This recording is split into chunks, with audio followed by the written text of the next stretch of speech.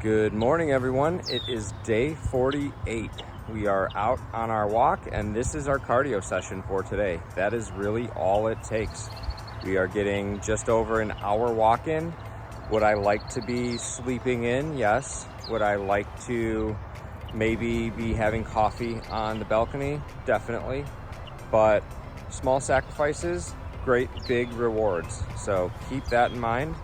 I would rather do it early in the morning right now and wake up at 5:30, and then I can spend a lot of time with my son, and when my son takes a nap, I can catch up and spend some time with my wife. So small sacrifices, guys.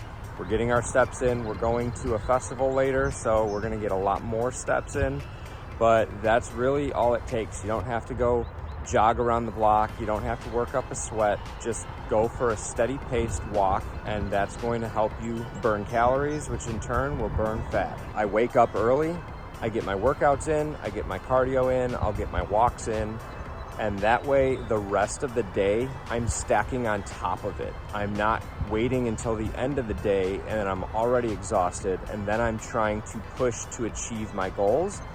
I'm achieving my goals in the morning. I'm doing the same with the diet and the overall program.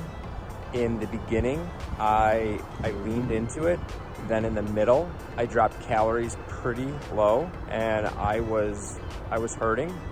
Now we're bumping calories back up. We're just keeping steps extremely high, and our exercise and movement is just high.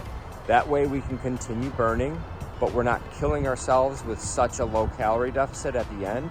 We're only gonna have 2 to 3 very low calorie days each week, and I'm gonna show you that coming up. One thing that's weird now that I've bumped my calories up, it proves how much of a mental game dieting is. I've actually been a little bit more hungry, even though I'm eating more, which could be my metabolism ramping back up, but it's easier for me to come in underneath my calories instead of going over my macros. I don't know if it's just because on paper I have more calories and more macros that I'm able to eat.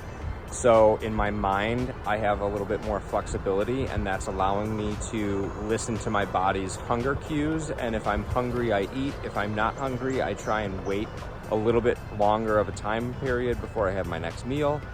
Listen to your body. Eat when you're hungry, when you're truly hungry. Make sure you're hydrated, drink plenty of water. Coffee and 0-calorie drinks definitely help suppress some of the appetite cues. So definitely listen to your body and make sure you're eating when you're hungry. Never overeat and stuff yourself during any meal. The feeling I'm looking for during these last 2 weeks is to always be able to eat, but always be somewhat satisfied. There will be points where I'm for sure hungry, but I'm never gonna wanna be starving, and I never wanna be stuffed. If you find yourself where your appetite is just extremely large one day, eat lean proteins and focus on that. I've never heard of anybody saying, God, I got so fat eating grilled chicken breast. Guys, eat the protein. If you are getting good information from these videos, please like, subscribe, turn on those bell notifications. We're keeping steps extremely high. I'm shooting for 15 to 20,000 steps per day throughout the end of this challenge, and that's going to burn some serious fat. It's going to keep me in my fat burning zone, and we're going to see some fantastic results. Catch you later.